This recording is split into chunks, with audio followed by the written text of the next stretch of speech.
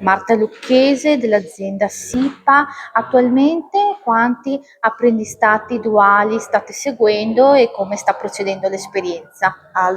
Attualmente abbiamo 3 ragazzi in apprendistato duale, l'esperienza sta andando molto bene, nel senso che i ragazzi sono attivi, sono propositivi e ci permette di inserire all'interno di un contesto aziendale degli studenti che stanno sviluppando un progetto concreto, quindi un laboratorio che non è un laboratorio scolastico fine a se stesso, quindi inizia il progetto e si conclude al termine del progetto, ma lavorano in tutta la filiera produttiva, quindi quello che loro andranno a fare sarà inserito all'interno di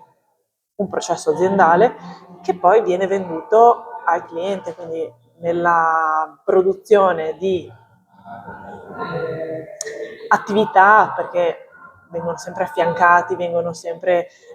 inseriti assieme ad un tutor, vengono formati sulla macchina e quello che loro fanno lo vedono poi realizzato, concretizzato e venduto al cliente finale. Quindi,